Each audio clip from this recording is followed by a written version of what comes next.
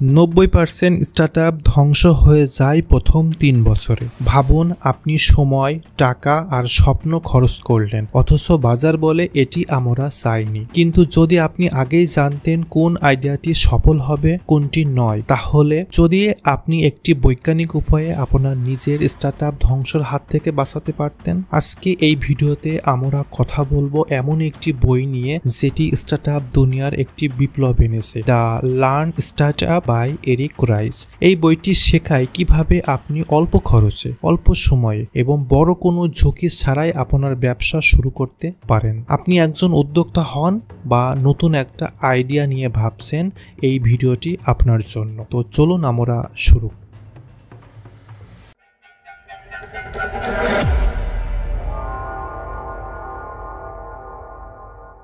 কেন learn startup গুরুত্বপূর্ণ? বইটি আমাদের শেখায় কিভাবে একেবারে নতুন একটি উদ্যোগকে খুব কম সময় ও খরচে পরীক্ষা করে সফল বানানো যায়। অনেক স্টার্টআপ ভেঙে পড়ে কারণ তারা বাজারে এমন একটি পণ্য নিয়ে আসে যা কেউ সেটার জন্য প্রস্তুত ছিল না। দ্য লার্ন স্টার্টআপ বইটি বলে, আগে পণ্য তৈরি নয়, আগে শিখতে হবে কি দরকার, তারপর দ্রুত পরীক্ষা, তথ্য থেকে শিক্ষা, তারপর সেটা ইমপ্লিমেশন করতে হবে।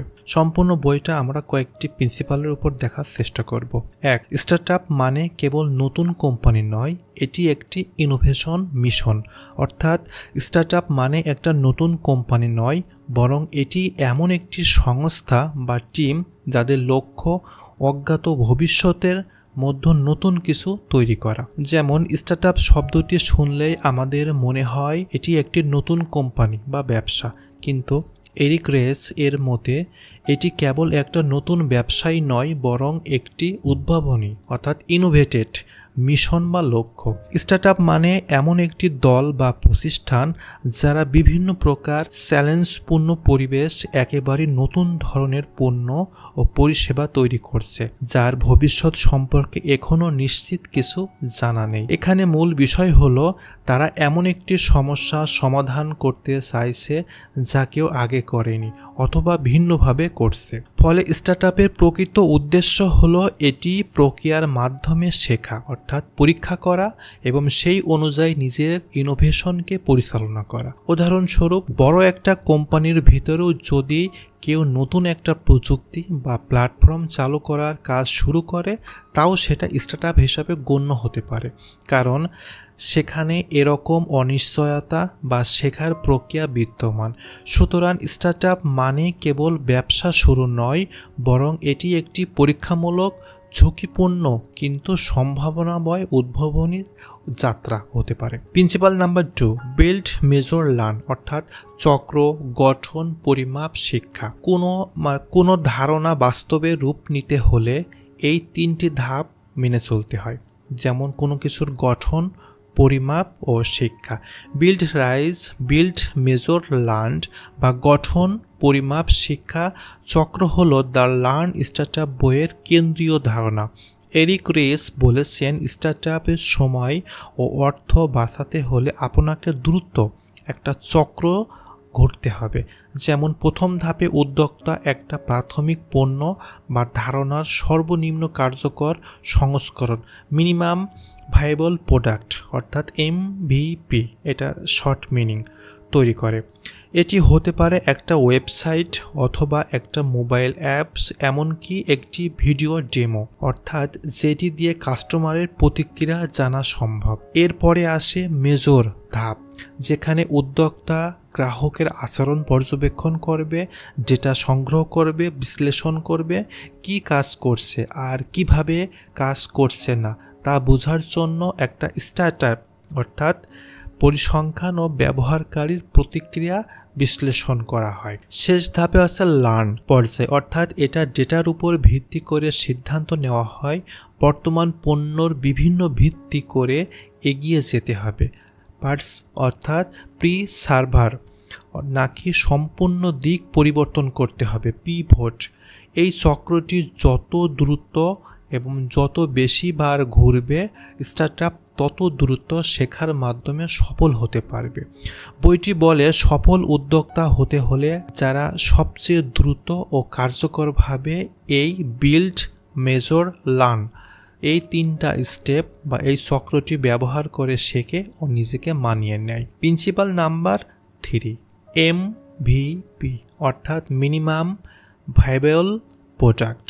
অর্থাৎ MVP হলো সেই প্রাথমিক সংস্করণ যা শুধুমাত্র মূল ফিচারগুলো নিয়ে তৈরি করা হয় যেন দ্রুত পরীক্ষার জন্য বাজারে ছাড়া যায়। মিনিমাম ভাইয়েবল প্রোডাক্ট MVP হচ্ছে একটি পণ্যর সবচেয়ে মৌলিক সংস্করণ যেখানে কেবলমাত্র গুরুত্বপূর্ণ ফিচারগুলোই রাখা হয় যাতে করে যত দ্রুত সম্ভব সেটি ব্যবহারকারীদের সামনে উপস্থাপন করা যায়। এর মূল উদ্দেশ্য হলো কম সময় ও খরচ একটি বাস্তব সংস্করণ বাজারে ছাড়া এবং যেখানে থেকে গ্রাহকরা প্রতিক্রিয়া অর্থাৎ সংগ্রহ করতে শেখে। একটি পূর্ণাঙ্গ পণ্য নয় বরং পরীক্ষার জন্য প্রস্তুতি একটা সীমিত সংস্করণ। উদাহরণস্বরূপ আপনি যদি একটি খাবার ডেলিভারির অ্যাপ বানাতে চান তাহলে MVP হতে হবে এমন একটি সিম্পল ওয়েবসাইট যেখানে কাস্টমার একটা মেনু থেকে অর্ডার করতে পারে। এর মাধ্যমে আপনি শিখতে পারবেন আসলে মানুষ এই সেবা চাই কি না, কিভাবে তারা প্রতিক্রিয়া দিচ্ছে অথবা প্রতিক্রিয়া জানাচ্ছে এবং ভবিষ্যতে কী বিষয়ে উন্নয়ন করা যায়। MVPর কৌশল ব্যবহার করে উদ্যোক্তারাও ঝুঁকি কমাতে পারে, দ্রুত সিদ্ধান্ত নিতে পারে এবং অকারণে বিশাল সময় অর্থ অপচয় হওয়ার হাত থেকে রক্ষা পেতে পারে। ভ্যালিডেটেড লার্নিং অর্থাৎ প্রকৃত কিছু শেখা কাকে বলে? শেখার মানে শুধু ব্যর্থতা নয়, প্রতিটি সিদ্ধান্ত থেকে তথ্য ফলাফল নিয়ে ভবিষ্যতের সিদ্ধান্ত প্রভাব ফেলা। ভ্যালিডেটেড লার্নিং মানে হলো পরীক্ষিত শেখা অর্থাৎ পর্যবেক্ষণ করে কোনো কিছু শেখা, শুধুমাত্র ধারণার উপর ভিত্তি করে নয় বরং বাস্তব তথ্য, ডেটা এবং কাস্টমারের প্রতিক্রিয়ার ভিত্তিতে শিক্ষা গ্রহণ। অনেক সময় আমরা ভাবি আমরা আইডিয়াটি ভালো, কিন্তু বাজারে সেই আইডিয়ার কেমন ফল দিচ্ছে তা যাচাই না করে স্রেফ অনুমান থেকে যায়। এরিক রেস বলেন প্রতিটি পণ্য বা ফিচার ছাড়ার পরে আমাদের শিখতে হবে ব্যবহারকারী কিভাবে প্রতিক্রিয়া দিচ্ছে, তারা সেটা গ্রহণ করছে কিনা, তারা পুনরায় ব্যবহার করছে কিনা। এই শেখা হতে পারে পরিমাপ অথবা পরীক্ষণযোগ্য অথবা ম্যাট্রিক্স ভিত্তিতেও হতে পারে। যদি ফলাফল বলে যে ব্যবহারকারী আগ্রহী নয় তাহলে আমাদের বুঝতে হবে এই শিক্ষা অনুযায়ী আমাদের ধারণাটি ভুল এবং হয়তো দিক পরিবর্তন বা পিভট দরকার। ভ্যালিডেটেড লার্নিং আমাদের শেখায় ব্যর্থতার উপকারী যদি আমাদের সেখান থেকে সঠিক শিক্ষা নিতে পারি ও সিদ্ধান্ত গ্রহণ করতে। প্রিন্সিপাল নাম্বার 5, পিভট অথবা প্রি-সার্ভাইভ। পিভট বা পার্সিভার বদলালে নাকি আগাবে? যখন শেখা যায় তখন আপনাকে সিদ্ধান্ত নিতে হবে একই পথে চলবে নাকি পুনরায় কৌশল পরিবর্তন করতে হবে। যখন আপনি একটি স্টার্টআপ প্রাথমিক পর্যায়ে পরীক্ষা নিরীক্ষা ও গ্রাহক প্রতিক্রিয়ার মধ্য দিয়ে যায় তখন উদ্যোক্তা সামনে একটা বড় প্রশ্ন দাঁড়ায়। সে কি তার বর্তমান রণনীতি অনুসরণ করে এগিয়ে যাবে নাকি পুরনো পরিকল্পনার দিক পরিবর্তন করে পিভট ফর্মুলায় আগাবে? এরিক রেস বলেন এই সিদ্ধান্ত একেবারে ডেটা বা শিক্ষার ভিত্তিতে নিতে হয়, আবেগ বা ইচ্ছার ভিত্তিতে নয়। যদি শেখা যায় গ্রাহকরা প্রোডাক্ট আগ্রহ দেখাচ্ছে না বা ব্যবসার মূল ম্যাট্রিক্স আশানুরূপ উন্নতি করছে না তখন সেই ইঙ্গিত দেয় যে সময় এসেছে পিভট করার। অর্থাৎ পিভট মানে পুরো ব্যবসা বদলে ফেলা নয় বরং মূল আইডিয়াকে ধরে রেখে তার দিক বা প্রয়োগ পরিবর্তন করা, নিজের উদ্দেশ্য ঠিক রেখে পরিকল্পনা চেঞ্জ করা। উদাহরণস্বরূপ টুইটার শুরুতে ছিল একটা পডকাস্ট প্ল্যাটফর্ম, কিন্তু ব্যবহারকারীর ব্যবহারের ধরন দেখে তারা নিজেদের বুঝে ফেলে যে পিভট করতে হবে। অর্থাৎ সেখান থেকে আজকে টুইটারের জন্ম। অন্যদিকে যদি ডেটা বা গ্রাহকের প্রতিক্রিয়া ইতিবাচক হয় তাহলে বর্তমান পথে আরও ধীরভাবে এগিয়ে যাওয়াই বুদ্ধিমানের কাজ। পিভট অর্থাৎ পার্সিভার এই দুয়ের মধ্যে পার্থক্য বুঝতে হবে সঠিকভাবে। সঠিক সিদ্ধান্ত নেওয়ায় লার্ন স্টার্টআপ মেথডের অন্যতম প্রধান প্রিন্সিপাল নাম্বার 6, ইনোভেশন অ্যাকাউন্টিং। অর্থাৎ স্টার্টআপকে সফল মাপতে হলে আপনাকে আলাদা কিছু ম্যাট্রিক্সের দরকার হয়। ইনোভেশন অ্যাকাউন্ট হলো এমন একটি পরিমাপ ব্যবস্থা যা স্টার্টআপের অগ্রগতি বাস্তবভাবে মূল্যায়নের জন্য ব্যবহৃত হয়। প্রচলিত ব্যবসার মধ্যে লাভ বা বিক্রয় আয় এখানে প্রাথমিক মাপকাঠি নয়, বরং এটি একটি পণ্যর গ্রহণযোগ্যতা, ব্যবহারকারীর আচরণ ও শেখার অগ্রগতি মূল্যায়ন ও অ্যাকাউন্টিংয়ের মূল লক্ষ্য।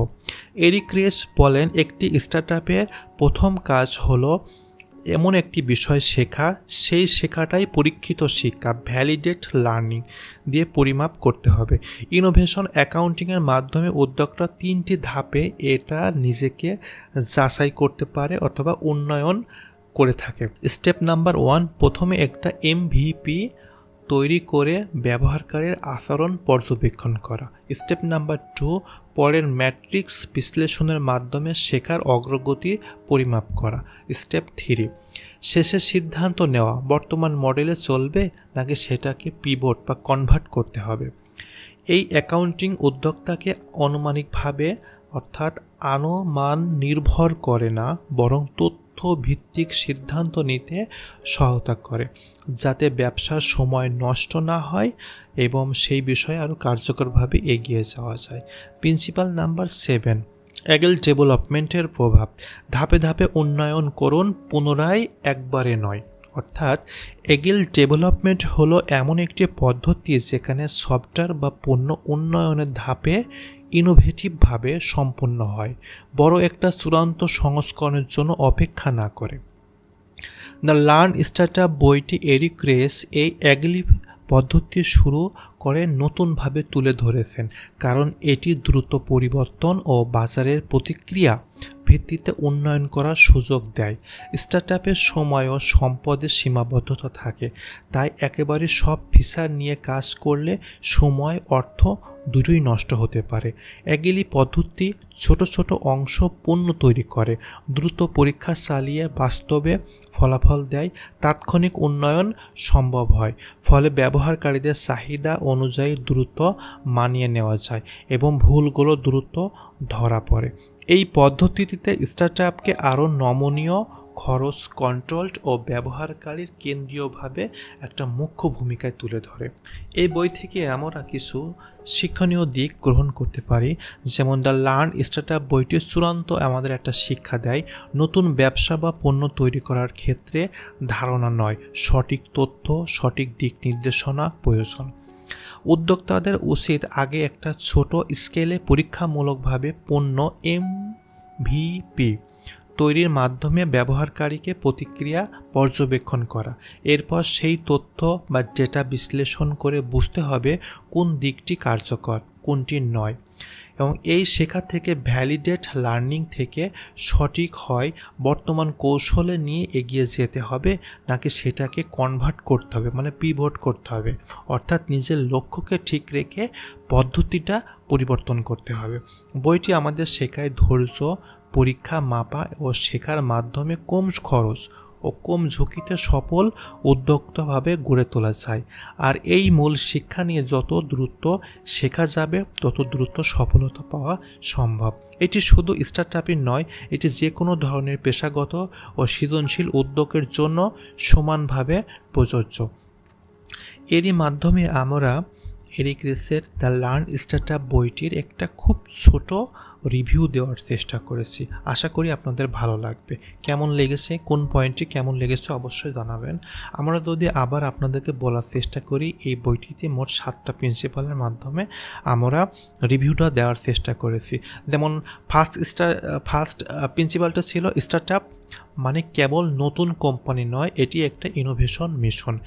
তারপরে প্রিন্সিপাল 2 ছিল বিল্ড, মেজর, লার্ন, অর্থাৎ কোনো কিছুর জন্য গঠন, পরিমাপ ও শিক্ষা, এই 3টা স্টেপ নিয়ে কোনো একটা স্টার্টআপকে দাঁড় করাতে হবে। ও 3 নাম্বার প্রিন্সিপালটি ছিল MVP, অর্থাৎ মিনিমাম ভায়াবল প্রোডাক্ট। 4 নাম্বার ছিল ভ্যালিডেট লার্নিং, প্রকৃত অথবা কোনো কিছু শেখা বলতে কাকে বোঝায়। এই ফর্মুলার মাধ্যমে কোনো কিছু শিখতে হয়। ব্যর্থতা নয়, একটা সিদ্ধান্ত থেকে তথ্য ও ফলাফল নিয়ে ভবিষ্যতের সিদ্ধান্তর উপর যে প্রভাব ফেলে সেটা। পিভট করতে হবে, কোনো যদি প্রিন্সিপাল নাম্বার 5 পিভট অর্থাৎ পার্সিভার্স, বদলে নাকি আগাবে, কোনো কিছু সম্পূর্ণ রকমের চেঞ্জ করে ফেলতে হবে নাকি ওই থিমটাকে মাথায় রেখে ওটাকে একটু কনভার্ট করে নিজের লক্ষ্যকে ঠিক রেখে পদ্ধতিটা পরিবর্তন করতে হবে। আর প্রিন্সিপাল নাম্বার 6 ছিল ইনোভেশন অ্যাকাউন্টেড ও প্রিন্সিপাল নাম্বার 7 ছিল অ্যাগ্লি ডেভেলপমেন্টের প্রভাব। এই সম্পূর্ণ বইটি আমরা খুব ছোট আকারে সামারি দেওয়ার চেষ্টা করেছি, আশা করি আপনাদের ভালো লাগবে। যদি এমনও বইয়ে বা এমন বিষয়গুলো ভালো লাগে আমাদের চ্যানেলের সঙ্গেই থাকুন।